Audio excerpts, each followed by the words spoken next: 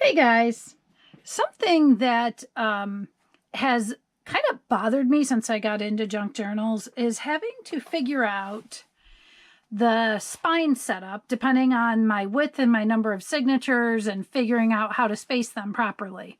So I finally came up with a series of spine guides that has made my life easier. So I thought I would share this with you. I guess what I'll do is just show you kind of how I'm using them. Then if you stick around, I'll tell you a little bit more about them, and there will be links below the video.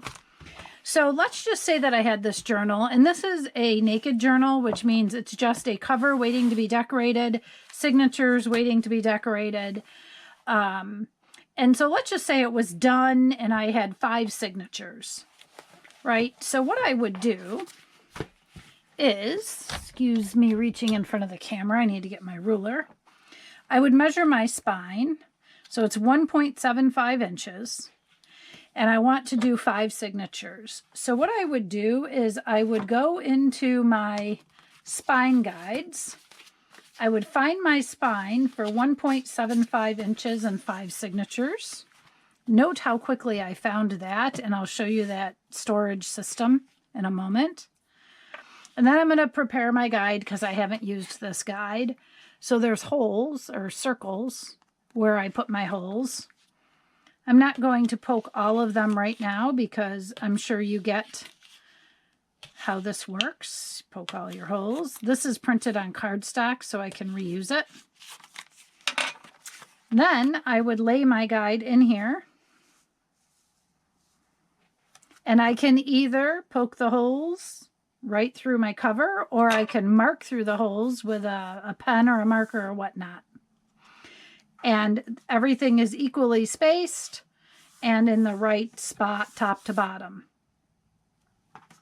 Now, if I wanted to do a hidden spine, I'm not going to get into the details of what that is.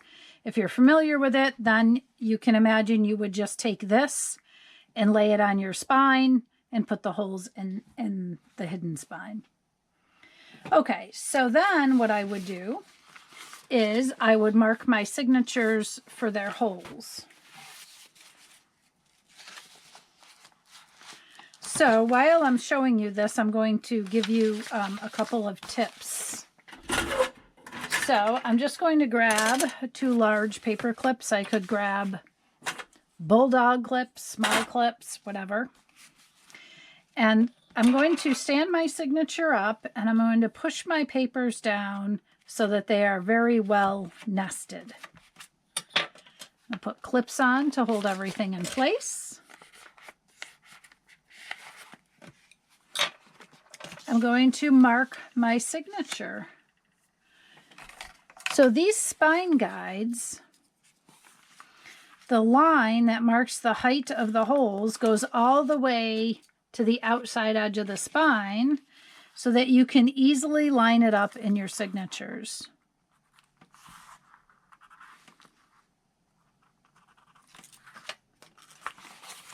Again, I fold that as close as I can. Here's your tip. Fold this up as close as you can. The further apart it is when you start to poke the hole, the more likely you're not going to come through the center. So what I do is I line my all up on my dot, then I close up my signature and I push. And it comes straight through the spine every single time. It never comes on the left or right. And the biggest difference here, guys, is that this is not open. Right? Okay. So that's how I use the spine. That's how I use the guides. And no measuring, other than knowing the width of my spine, I don't have to measure. So it's a very quick process. I'm going to show you the system here that I came up with. So if you're still sticking around, I'll just tell you a little bit about the guides. So there are as many guides on a sheet as will fit, dependent on the width. All of the guides are labeled. So this set is 8.5 inch high.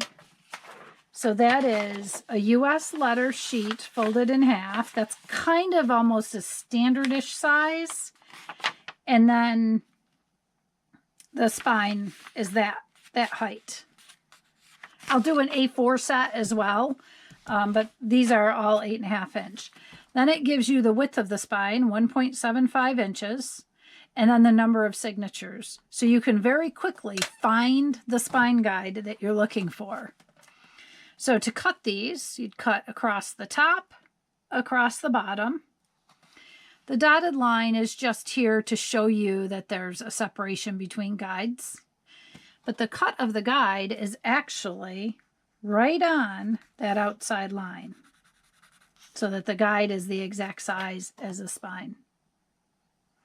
They have the circles so that you know where to poke your holes. And then the line goes all the way across so that you can easily mark your signatures. So then the way that I'm storing these, at least for now, I might come up with something else, is in pockets. So with the kit, there's a cover page, and I cut one out. I shouldn't have done that before the video, but oh well. And it shows you all of the different combinations. So spine width, number of signatures, and the margin. The margin is the setback from the cover. So I'm just going to grab one to show you.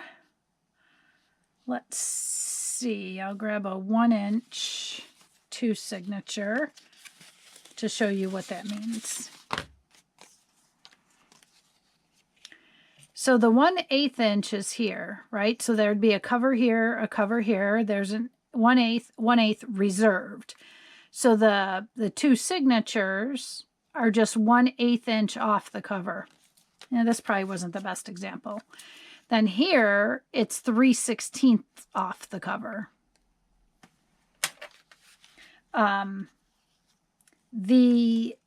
That was not a really, the 2 signatures wasn't a great example. Oh well. So like on a bigger one, the 6 signature is going to be equally spread across the cover, if that makes sense, across the spine. Okay, so I have 3 pockets. I put the index of each pocket, so these are my thin ones. The orange check marks are the ones that I printed. So I did not print the 1 1/4. It's not a spine size I'm likely to use very often. If I do, then I'll print it then. Medium, same thing. Chunky and extra chunky. And so those are just how I'm storing them, at least for now. So if you're still watching, thank you so much.